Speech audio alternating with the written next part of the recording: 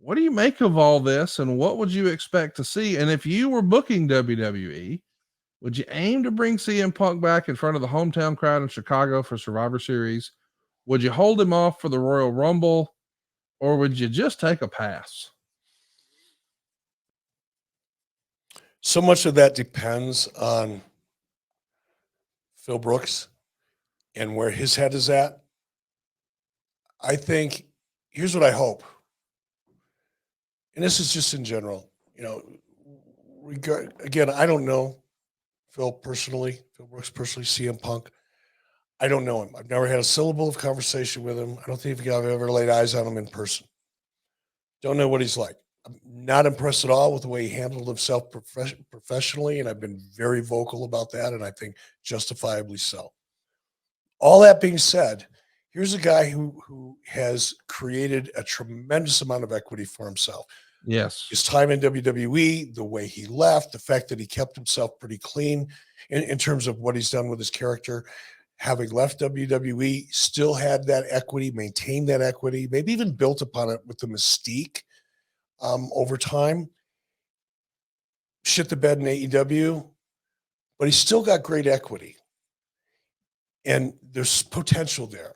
And if I did know Punk and we were friends, or I was his manager or agent, I would advise him, if you have an opportunity to end your career on a very positive note, and oh, by the way, pocket a couple $1 million in the process, several $1 million in the process, depending on how things go, maybe $10 million in the process over the course of a couple of years.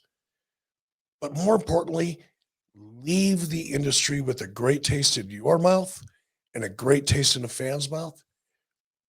Think hard about doing what you need to do to get that opportunity, which is a long-winded way of saying, motherfucker, get the car, go down there, and convince the people that could make that happen for you that you're there and you're there for the right reasons. And you left all the baggage behind you. And I think if Punk can do that, I think creatively, because there's still that equity there, Yep.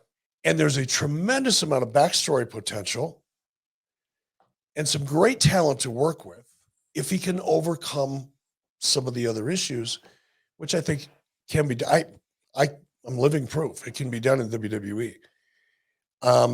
If you can get past all that and go out there and end your career financially on a very high note, but what will matter the most 20 years from now is the way Phil Brooks in retirement can look back at his career. Because while it may not matter as much now, it will matter 10 years from now or 20 years from now, the way you feel about how you spent the largest part of your professional career.